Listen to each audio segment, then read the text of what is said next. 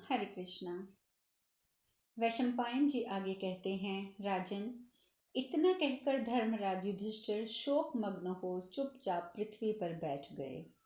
उस समय अध्यात्म विषय में रत अर्थात परमात्म चिंतन चिंतन में तत्पर विद्वान ब्राह्मण शौनक ने, जो कर्म योग और सांख्य योग दोनों के ही निष्ठाओं के विचार में प्रवीण थे, राजा से इस प्रकार कहा। वे बोले, शोक के सहस्त्रों और भय के सैकड़ों स्थान हैं।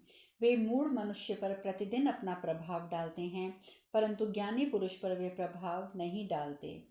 अनेक दोषों से युक्त ज्ञान विरुद्ध एवं कल्याण नाशक कर्मों में आप जैसे ज्ञानवान पुरुष नहीं फंसते हैं।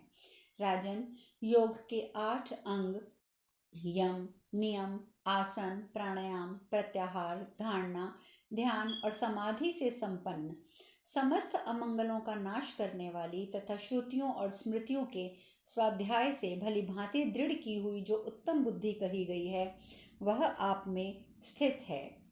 अर्थ संकट, दुस्तर दुख और स्वजनों पर आई हुई विपत्तियों में आप जैसे ज्ञानी शारीरिक और मानसिक दुखों से पीड़ित नहीं होते।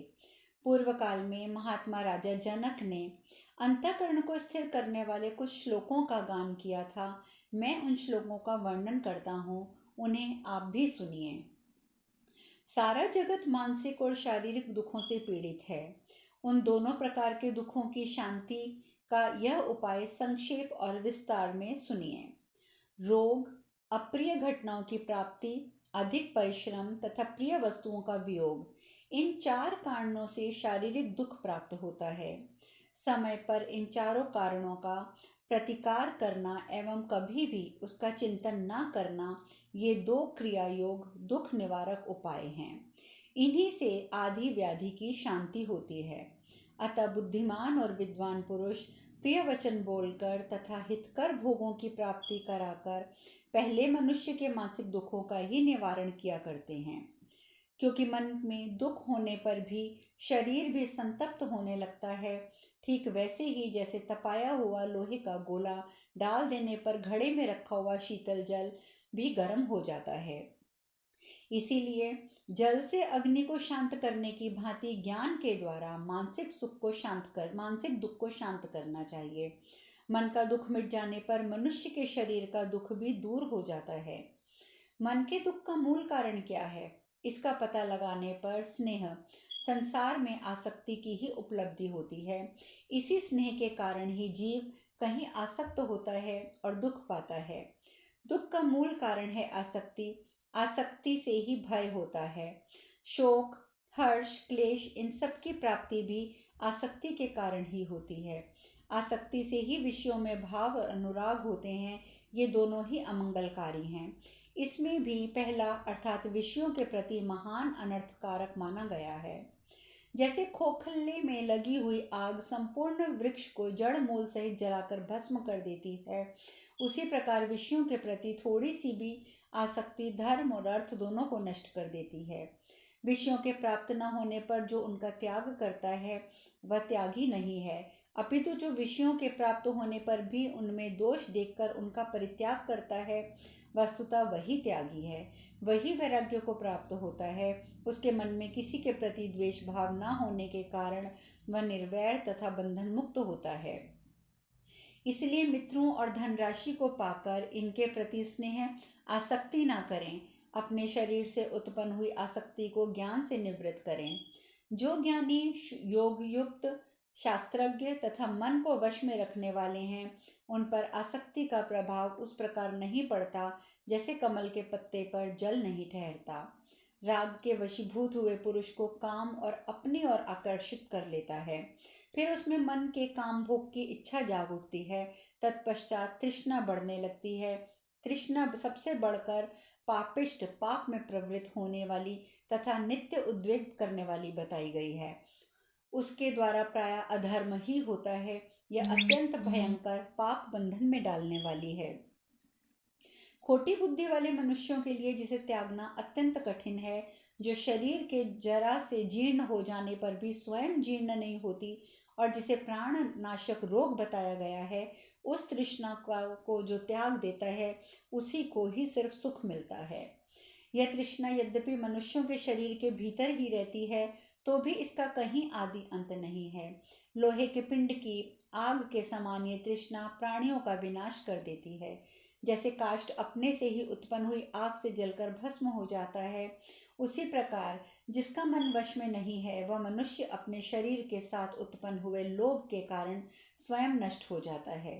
धनवान मनुष्यों को राजा, जल, अग्नि, चोर तथा स्वजनों से भी सदा उसी प्रकार भय बना रहता है जैसे सब प्राणियों को मृत्यु से। जैसे मांस के टुकड़े को आकाश के पक्षी, पृथ्वी पर हिंसक पशु तथा जल में मछलियां खा जाती हैं, उसी प्रकार धनवान पुरुष को सब लोग सर्वत्र नोचते ही रहते हैं।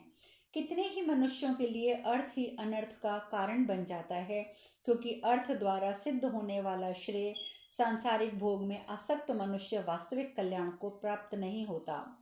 इसलिए धन प्राप्ति के सभी उपाय मन में मोह बढ़ाने वाले हैं। कृपणता, घमंड, अभिमान, भय और उद्वेग इन्हीं विद्वानों ने देहधारियों के लिए धनजनित दुख माना है। धन के उपार्जन, संरक्षण तथा व्यय में मनुष्य महान दुख सहन करते हैं और धन के कारण एक दूसरे को मार डालते हैं। धन को त्यागने में भी महान दुख होता है। यदि उसकी रक्षा की जाए तो वह शत्रु का सा काम करता है। धन की प्राप्ति भी दुख से ही होती है, इसलिए उसका चिंतन ना करें, क्योंकि धन की चिंता करना अपना नाश करना है। मूर्ख मनुष्य सदा असंतुष्ट रहते हैं और विद्वान पुरुष सदैव संतुष्ट। धन की प्यास कभी नहीं बुझती है, अतः संतोष ही परम सुख है। इसीलिए ज्ञानी जन संतोष को ही सबसे उत्तम मानते हैं। यौवन, रूप, जीवन, रत्नों का संग्रह, ऐश्वर्य और प्रियजनों को एकत्र निवास, वे सभी अनित्य हैं, अतः विद्वान पुरुष उनकी अभिलाषा ना करे। इसीलिए धन संग्रह का त्याग करें। उसके त्याग से जो क्लेश हो उसे धैर्य पूर्वक सह लें। जिसके पास धन का संग्रह है, ऐसा कोई भी मनुष्य उपद्रव रहित नहीं देखा जाता है। अतः धर्मात्मा पुरुष उसी धन की प्रशंसा करते हैं जो देवेच्छा से न्यायपूर्वक स्वतः प्राप्त हो गया हो।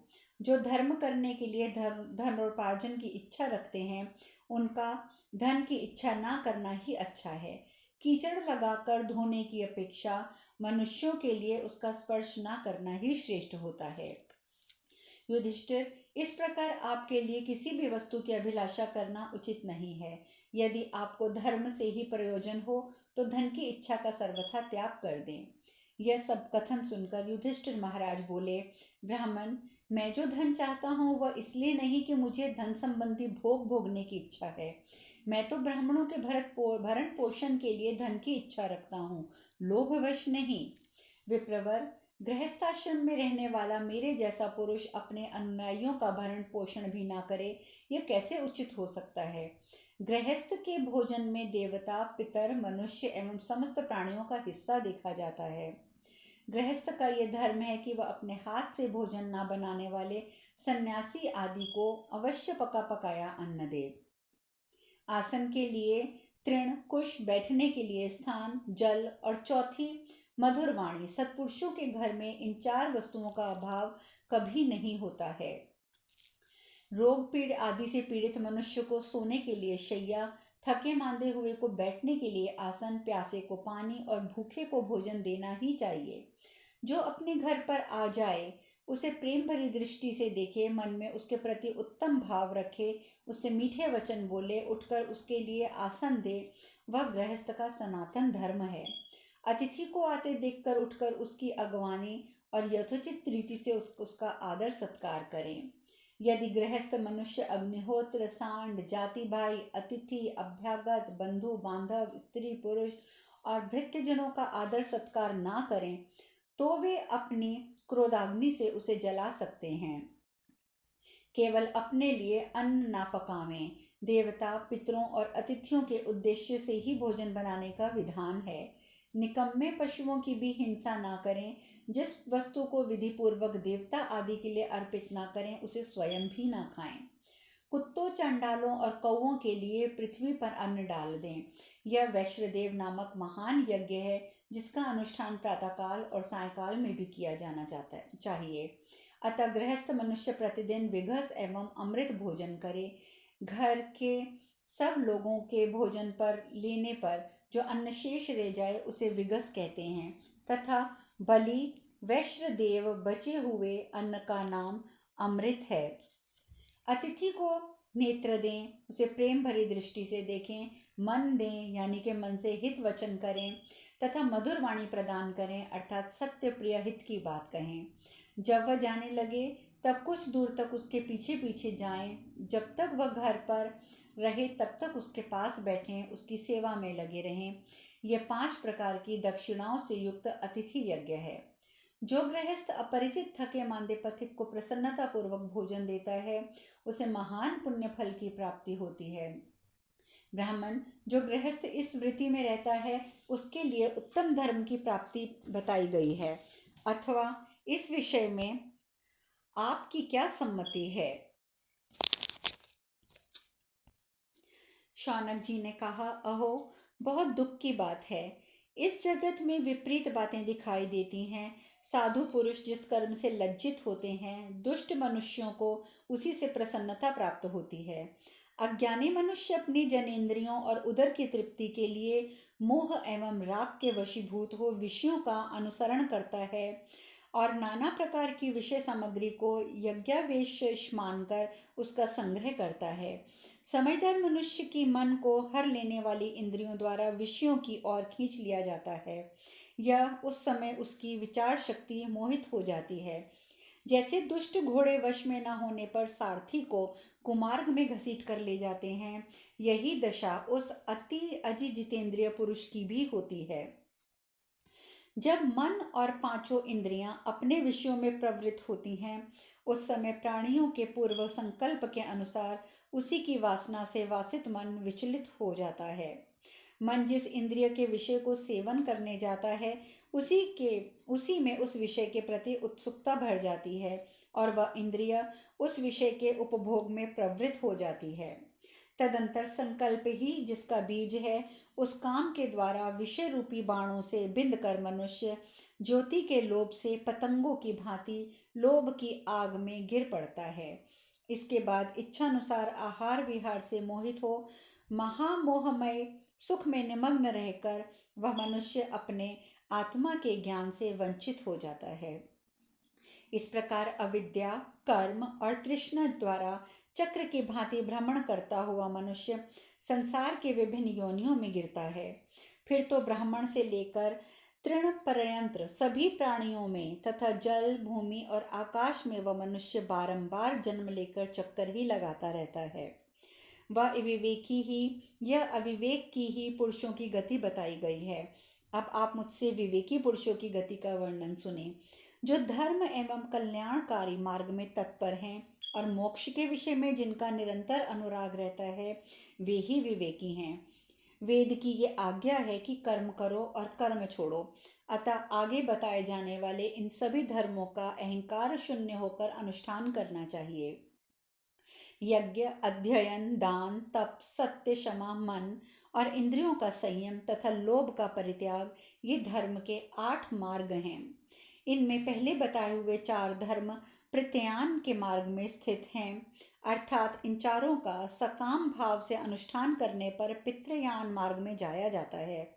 अग्निहोत्र, संध्या उपासना आदि जो आवश्यक कर्म करने योग्य कर्म हैं, उन्हें कर्तव्य बुद्धि से ही अभिमान छोड़कर करें। अंतिम 4 धर्मों को देव ज्ञान मार्ग का स्वरूप बताया गया है। साधु पुरुष सदा उसी मार्ग का ही आश्रय लेते हैं। आगे बताए जाने वाले 8 अंगों के द्वारा मार्ग द्वारा अपने अंतःकरण को शुद्ध करके कर्तव्य कर्मों का कर्तव्य के अभिमान से रहित होकर पालन करें। पूर्णतः संकल्पों को एक ध्येय में लगा देने से, इंद्रियों को भली प्रकार वश में कर लेने से, अहिंसा आदि व्रतों का अच्छी प्रकार पालन करने से, भली प्रकार गुरु की सेवा करने से, यथा योग्य साधन उपयोगी आहार करने से, वेदादि का भली प्रकार अध्ययन करने से, कर्मों को भली भांति भगवत समर्पण करने और चित्त का भली प्रकार निरोध करने से मनुष्य परम कल्याण को प्राप्त होता है। संसार को जीतने की इच्छा वाले बुद्धिमान पुरुष इस प्रकार राग द्वेष से मुक्त होकर कर्म करते हैं। इन्हीं नियमों के पालन से देवता लोग ऐश्वर्य को प्राप्त होते हैं। रुद्र, साध्य, आदित्य, वसु और दोनों अश्वनी कुमार योग जनित ऐश्वर्य से युक्त होकर इन प्रजाजनों का भरण पोषण करते हैं। कुंती नंदन, इसी प्रकार आप भी मन और इंद्रियों की भली भांति वश में करके तपस्या द्वारा सिद्धि तथा योग जनित ऐश्वर्य प्राप्त करने की चेष्टा कीजिए। यज्ञ, युद्धादि कर्मों से प्राप्त होने वाली सिद्धि पितृ मात्रमयी परलोक और इहलोक को भी लाभ पहुंचाने वाली है, जो आपको प्राप्त हो चुकी है। अब तपस्या द्वारा यह योग सिद्धि प्राप्त करने का प्रयत्न कीजिए, जिससे ब्राह्मणों का भरण पोषण हो सके। सिद्ध पुरुष जो जो वस्तु चाहते हैं उसे अपने अपने तप के प्रभाव से प्राप्त कर लेते हैं। अतः आप तपस्या का आश्रय लेकर अपने मनोरथ की पूर्ति कीजिए। इस प्रकार महाभारत वन पर्व के अंतर्गत अरण्य पर्व में पांडवों का प्रव्रजन वन गमन विषयक दूसरा अध्याय पूर्ण हुआ। वैशंपायन जी आगे कहते हैं, जन्मेजय, शौनक के ऐसा कहने पर कुंती नंदन युधिष्ठिर अपने पुरोहित के पास आकर भाइयों के बीच में बैठ गए और इस प्रकार बोले, विप्रवर, ये वेदों के पारंगत विद्वान ब्राह्मण मेरे साथ वन में चल रहे हैं, परंतु मैं इनका पालन पोषण करने में असमर्थ हूँ। यह सोचकर मुझे बहुत दुख हो रहा है। भगवान, मैं इन सब का त्याग नहीं कर सकता, अतः इस समय मुझ में इन्हें अन्न देने की शक्ति नहीं है। ऐसी अवस्था में मुझे क्या करना चाहिए, यह कृपा करके बताइए। वैशंपायन जी कहते हैं, जन्मेजय, धर्मात्माओं में श्रेष्ठ धौम्य मुनि ने युधिष्ठिर का प्रश्न सुनकर 2 घड़ी तक ध्यान सा लगाया और धर्म पूर्वक उस उपाय का अन्वेषण करने के पश्चात वे उनसे इस प्रकार बोले, राजन, सृष्टि के प्रारंभ काल में जब सभी प्राणी भूख से अत्यंत व्याकुल हो रहे थे, तब भगवान सूर्य ने पिता की भांति उन सब पर दया करके उत्तरायण में जाकर अपनी किरणों से पृथ्वी का रस जल खींचा और दक्षिणायन में लौटकर पृथ्वी को उस रस से आविष्ट किया। अब शेष कथा कल। हरे कृष्णा, हरे कृष्णा, हरे कृष्णा।